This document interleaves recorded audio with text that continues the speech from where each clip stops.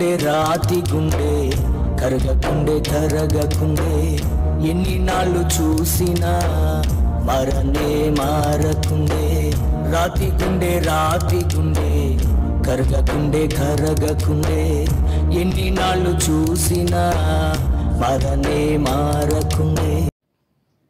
యేసుక్రీస్తు ప్రభువు బలమైన నామంలో అందరికీ వందనాలండి.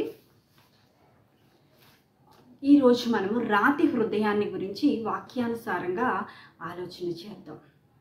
రాతి హృదయం, మనం రాతి హృదయం గురించి వాక్యానుసారంగా ఆలోచన చేసే ముందు ప్రభు సహాయాన్ని కోరుకుందాం. మహాపరిశుద్ధుడా, ప్రేమ కలిగిన ప్రభువా, మీకు స్తుతులు స్తోత్రాలు వందనాలు చెల్లిస్తున్నాను. రాతి హృదయం గురించి వాక్యానుసారంగా ధ్యానం చేయడానికి పరిశుద్ధాత్మ దేవుని సహాయము నింపుదల అనుగ్రహించమని యేసుక్రీస్తు నామంలో వేడుకుంటున్నాను తండ్రి, ఆమేన్. రాతి హృదయాన్ని గురించి ఆలోచన చేద్దామండి. రాతి హృదయం, ఈ రాతి హృదయం ఎక్కడ కనపడుతుంది పరిశుద్ధ గ్రంథంలో? మనమంటే యెహెజ్కేలు గ్రంథం 36వ అధ్యాయం 26వ వచనంలో మనకి ఈ వాక్యం కనిపిస్తుంది. మరి ప్రభు మాట్లాడుతున్న మాట, రాతి గుండెను మీలో నుండి తీసివేసి మాంసపు గుండెను మీకు ఇచ్చేదను. రాతి గుండెను మీలో నుండి తీసివేసి మాంసపు గుండెను మీకు ఇచ్చేదను అని దేవుడు వాగ్దానం ఇస్తున్నాడండి. ఈ రాతి హృదయాన్ని గురించి ఇప్పుడు మనం ఆలోచన చేద్దాం. ఈ హృదయం కలిగిన వారి యొక్క స్వభావం, వారి యొక్క స్థితిగతులు ఏ రీతిగా ఉంటాయో మనం తెలుసుకుందాం. రాతి హృదయం, రాతి అంటే రాయి, సో స్టోన్ అన్నమాట. ఈ రాయి ఎన్ని సంవత్సరాలు వాటర్లో వేయండి, నీళ్ళల్లో వేయండి, అది కొన్ని సంవత్సరాలు నీళ్ళల్లో నానబెట్టి తర్వాత దాన్ని బద్దలు కొడితే దాంట్లో 1 డ్రాప్ వాటర్ కూడా ఉండదండి. అది అబ్జర్వ్ చేయదు, వాటర్ని ఏమాత్రము కూడా అబ్జర్వ్ చేయదు, దాని స్వభావం అది. అయితే మరి రాతి గుండెను మీలో నుండి తీసివేస్తానంటున్నాడు. రాతి గుండె అంటే రాయి లాంటి హృదయాలు కలిగిన వారు కూడా మనుషులు ఉంటారు, అటువంటి స్వభావం గలవారు ఉంటారు. సో మనం వాక్యానుసారంగా రాతి హృదయాన్ని ఆలోచన చేస్తే, వీరు ఎన్నాళ్ళు మందిరంలో ఉన్నప్పటికీ వాక్యాన్ని బట్టి అంటండి ఆనందపడతారంట, సంతోషపడతారంట, కానీ వారు ఫలించరు. వృద్ధిలోనికి, ఆత్మీయ వృద్ధిలోనికి వాళ్ళు రారు. వాళ్ళు మందిరానికి వస్తారు, చక్కగా వాక్యాన్ని వింటారు, వాళ్ళకి వాక్యం కూడా నచ్చుతుందంట, వాక్యాన్ని బట్టి వాళ్ళు సంతోషపడతారంట. అయితే వారి హృదయంలో రాళ్ళు ఉండటం వల్ల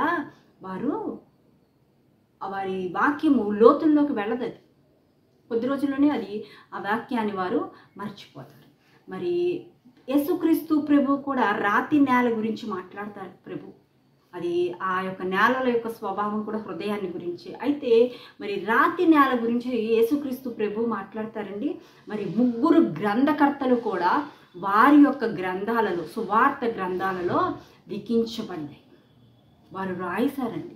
పరిశుద్ధాత్మ దేవుడు ఈ యొక్క ఉపమానం గురించి 3 గ్రంథకర్తల చేత మరి 3 సువార్తల్లో కూడా రాయడం అనేది జరుగుతుంది. మొదటిగా మత్తయి సువార్తను మనం చూసినట్లయితే 13వ అధ్యాయం 1 నుంచి 23 వచనాల వరకు ఉంటుంది. మార్కు సువార్త 4వ అధ్యాయం 1 నుంచి 20 వరకు, లూకా సువార్త 8వ అధ్యాయం 4 నుండి 15 వచనాల వరకు ఉంటుంది. అయితే రాతి హృదయం గలవారు అంతరంగాన్ని శుద్ధి చేసుకోరు. వీళ్ళు వాక్యాన్ని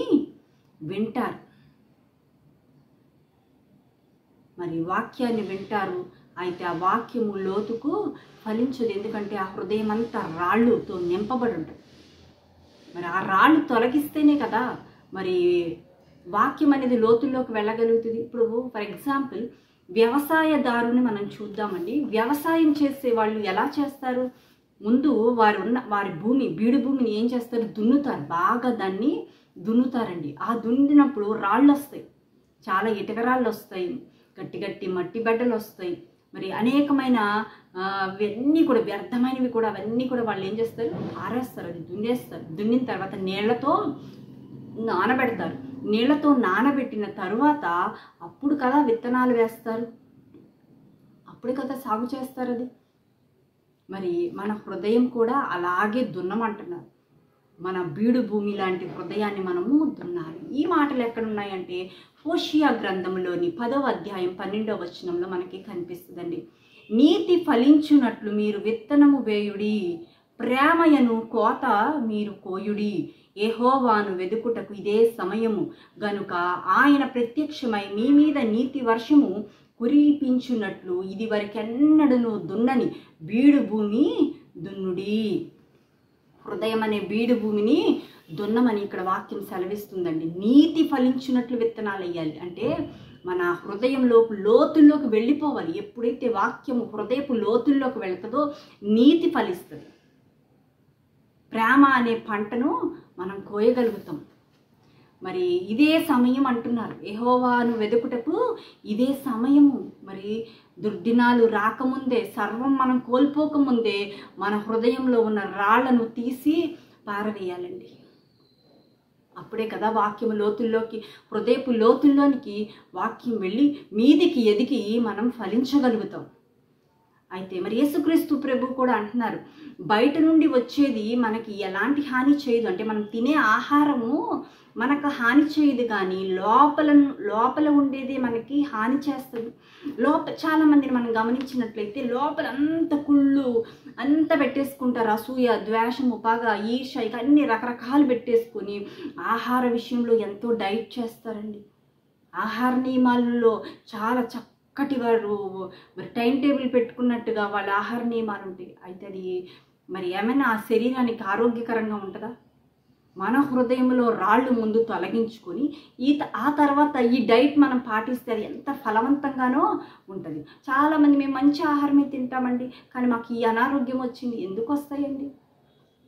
ప్రభువే చెప్తున్నారు కదా, ఇక్కడ వాక్యమే సెలవిస్తుంది కదా, బయట నుండి వచ్చేది ఏది అపవిత్ర పరచబడదు, కానీ లోపల నుండి వెళ్ళేదే మనుషులను అపవిత్రపరుస్తుంది. కొన్ని మన అజాగ్రత్తల వల్ల అనారోగ్యాలు, ఆహార పదార్థాల వల్ల కూడా అనారోగ్యం వస్తుంది అనుకోండి.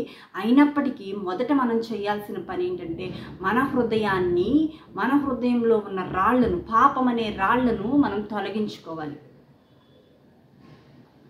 అప్పుడు మనం చేసే ప్రతి పనిలో కూడా ఫలితాన్ని మనం చూడగలుగుతామండి. చక్కటి ఫలితం మనం చూడగలుగుతాం. అయితే ఇక్కడ మనం చూద్దామండి, యేసుక్రీస్తు ప్రభువారు మార్కు సువార్తలో 7వ అధ్యాయము 21-22 వచనాలలో మనకి కొన్ని హృదయంలో నుండి ఏంటి బయటికి వెళ్తాయని ఒక 13 అంశాలు ఇక్కడ చర్చించడం జరిగింది. ఆ 13ను ఒకసారి మనము గమనిద్దాం. దురాలోచనలు, జారత్వములు, దొంగతనములు, నరహత్యలు, వ్యభిచారములను, లోభములను, చెడుతనములను, కృత్రిమములను, కామ వికారమును, మత్సరమును, దేవదూషణయు, అహంభావమును, అవివేకమును మరి వచ్చును. ఇవి హృదయములో ఉన్న రాళ్ళు. మరి వీటన్నిటిని మనము తొలగించుకోవాలండి. వీటిని మనము తొలగించుకున్నప్పుడే మన హృదయములో వాక్యం అనే విత్తనము ఫలిస్తుంది. మరి మొదటిగా మనము ఈ పని చేసేవారముగా మనం ఉండాలి. మరి అంతరంగాన్ని శుద్ధి చేసుకున్నాకే మరి వాక్యాన్ని విన్నప్పుడు ఆ వాక్యము ఎంతో ఫలవంతంగా ఉంటుందండి. హృదయం మరి వాక్యము బండలను బద్దల కొట్టు సుత్తి వంటిది. ఆయన ముఖ కాంతిలోనంట మన రహస్య పాపాలన్నీ కనబడతాయి. ఈ రాళ్ళు ఎలా తొలగించుకోవాలి? ఏం రాళ్ళు ఉన్నాయి మన హృదయంలో? అది మనం ఎలాగో తెలుసుకోగలుగుతామంటే ప్రభు పాదాల యొద్ద కూర్చోవాలండి. యేసుక్రీస్తు ప్రభు పాదాల యొద్ద కూర్చుంటే మన పాపాలు ఏంటో ఆయన మనకి తెలియపరుస్తారు. మనం ప్రార్థన చేసుకోవాలి. మనం ప్రార్థన చేసుకున్నప్పుడు ప్రభు ఏ విషయాలలో నేను పశ్చాత్తాపడాలి, ఏ పాపాలు నాలో ఉన్నాయి, అవన్నీ మనం ప్రభువుని అడిగినప్పుడు ప్రభు ఖచ్చితంగా మన పాపాలను చూపిస్తారు. ఆయన ఏ పాపం నీ కళ్ళ ముందుకు తీసుకొస్తున్నాడో ప్రభు దాని విషయంలో పశ్చాత్తాపడి ఒప్పుకొని విడిచిపెట్టాలి.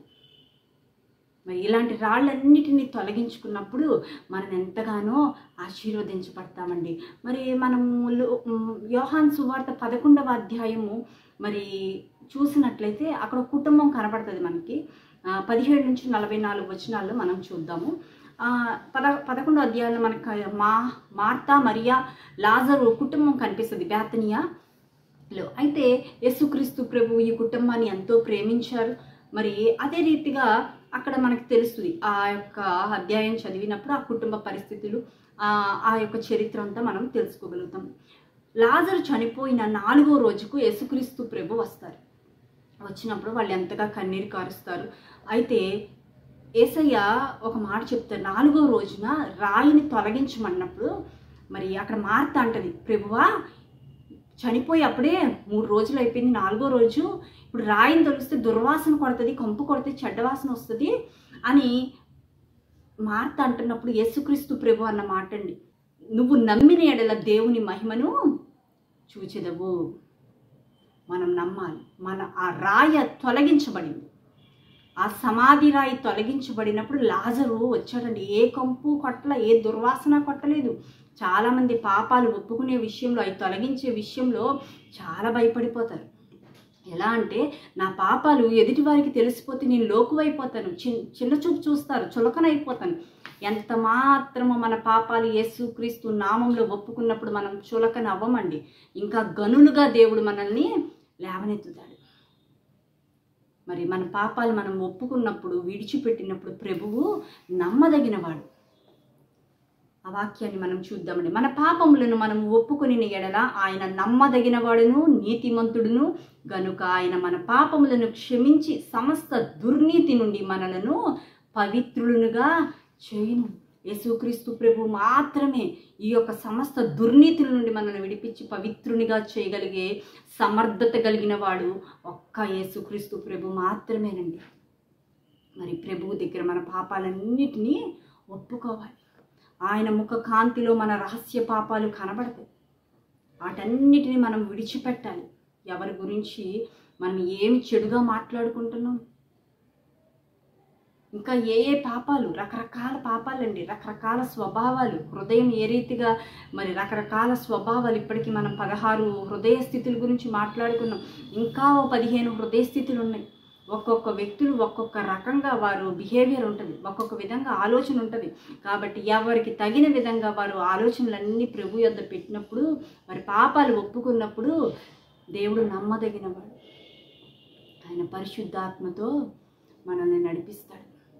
అప్పుడే కదా మరి ఎహెచ్కేల్లో చెప్పిన రీతిగా 36వ అధ్యాయం 26వ వచనం నుంచి, నూతన హృదయం మీకు ఇచ్చేదను, నూతన స్వభావము మీకు కలుగజేసేదను, రాతి గుండెని మీలో నుండి తీసివేసి మాంసపు గుండెను మీకు ఇచ్చేదను అని వాక్యం ఉందండి. మరి నేటి దినాల్లో చూస్తుంటే హార్ట్ను కూడా ట్రాన్స్ప్లాంట్ చేస్తున్నారు. బాగా ఖర్చుతో కూడింది ఇది. అయినప్పటికీ ఆ గుండె ఈ గుండె కాదండి. యేసయ్య ఇచ్చే గుండె, రాతి గుండెని తీసి మరి మాంసపు గుండెని ఇస్తానంటున్నాడు. అది మెత్తని గుండె, మాంసపు మంచి హృదయం, మంచి ఆలోచనలతో తలంపులతో నింపబడింది ఆయన ఇస్తాడు. జాలి కలిగిన హృదయాన్ని ఇస్తాడు, ప్రేమ కలిగిన హృదయాన్ని ఇస్తాడు. అలాంటి హృదయాన్ని ప్రభు మనకిస్తాడు. ఆ హృదయం మనము పొందుకోవాలి. ఈ హృదయానికి ఏమి ఖర్చు పెట్టక్కర్లేదండి. మరి ఈ హృదయం సంపాదించుకున్నప్పుడు మనం ధన్యులు. యేసయ్య దగ్గర ఉన్న హృదయం, మాంసపు హృదయం మనకు కావాలి. చాలా రకాల హృదయ స్థితులు ఉన్నాయి కదండి. ఆ హృదయాలన్నీ యేసయ్యకి ఇచ్చి ఆయన ఇస్తానన్న హృదయాన్ని మనం తెచ్చుకోవాలి. ఆ హృదయము అందరిది. మరి సార్వత్రిక సంఘంగా, పరిశుద్ధుల సంఘముగా ఉన్నప్పుడు యేసుక్రీస్తు ప్రభు శిరస్సుగా ఉన్నాడు. మరి అందులో ఉన్న ఆ గుంపులు, ఆ సార్వత్రిక సంఘంలో ఉన్నవారు, యేసుక్రీస్తు ప్రభువు చేత నడిపించబడుతున్నవారు, పరిశుద్ధాత్మ ఆధీనంలో ఉన్నవారు హృదయాలన్నీ ఒక్కటేనండి. వారి ఉద్దేశాలు ఒకటే, వారి తలంపులు ఒకటే, వారి ఆలోచనలు ఒకటే, అన్నీ ఒక్కటే. ఆయన దగ్గరికి వచ్చేటప్పుడు హృదయ స్థితులు వేరుగా ఉండవు. ఆయన ఇచ్చే హృదయము మాంసపు హృదయం. ఈ హృదయం అందరికీ కావాలి. కాబట్టి ఈ హృదయం కొరకు మనము ప్రయాసపడదాం. రాతి గుండెని మీలో నుండి తీసివేసి మాంసపు గుండెని ఇస్తానని యేసయ్య చెప్పాడు. ఏ హృదయాన్ని అయితే ఇస్తానన్నాడో ఆ హృదయాన్ని మనము ప్రభు దగ్గర నుంచి తెచ్చుకోవాలండి. మరి ప్రార్థన చేసుకుందాం. మనలో ఏ రాళ్ళు ఉన్నా సరే, అవి చిన్న రాళ్ళు, పెద్ద రాళ్ళు, మరి ఇంకా పెద్ద పెద్ద బండరాళ్ళు, ఏ రాళ్ళైనా సరే వాటిని తొలగించుకొని మాంసపు హృదయాన్ని, మాంసపు గుండెను మనం తెచ్చుకొని దేవుని నామానికి మహిమకరమైన జీవితాలు జీవించాలని ప్రభు నామంలో మనవి చేస్తున్నాను. మరి ఈ చిన్న మాటలు ప్రభు దీవించి ఆశీర్వదించునుగాక. అందరికీ వందనాలు. చిన్న ప్రార్థన చేసుకుందామండి. మహాపరిశుద్ధుడా, గొప్ప దేవానికి స్తోత్రాలు, వందనాలు. బలమైన దుర్గమా, కోట నీకు వందనాలు. మా శైలమా మీకు వందనాలు. మా కేడమా మీకు స్తోత్రాలు చెల్లిస్తున్నానయ్యా. అయ్యా మరి ఈరోజు రాతి హృదయంలో ఉండే ఆ యొక్క లక్షణాలన్నిటినీ మరి వాక్యం ద్వారా తెలియపరిచారు. మా హృదయాన్ని మేము దున్నాలి ప్రభువా. ఒక వ్యవసాయదారుడు ఏ రీతిగా అయితే ఆ యొక్క భూమిని దున్ని సాగు చేసుకుంటాడో మా హృదయాన్ని కూడా అయా మేము దున్ని నాయన వాక్యం అనే విత్తనాలు విత్తుకొని అయ్యా మా యొక్క విశ్వాస జీవితము ప్రభువా, మా ఆత్మీయ జీవితము మరి వేరు లోతుకు తన్ని మీదికి ఎదిగి ఫలించులాగా మేము ఉండడానికి సహాయం చేయండి. అటు కృప మీరు మాకు దయచేయండి అయ్యా. మీరు ఏ హృదయం అయితే ఇస్తాను అంటున్నారు, మాంసపు గుండె, రాతి గుండెని మీలో నుండి తీసివేసి మాంసపు గుండెని ఇస్తానంటున్నారు. ఆ హృదయమును మేము సంపాదించుకోవడానికి మీ కృప మాకు దయచేయండి. పరిశుద్ధాత్మ గైడెన్స్ మాకు అనుగ్రహించమని ప్రార్థన చేస్తున్నాం. మీ కృపతో నింపి నడిపించమని మా ప్రభువు రక్షకుడు అయిన యేసుక్రీస్తు నామంలో అతి వినయంగా ప్రార్థన చేస్తున్నాను తండ్రి. ఆమేన్. అందరికీ వందనాలండి. God bless you.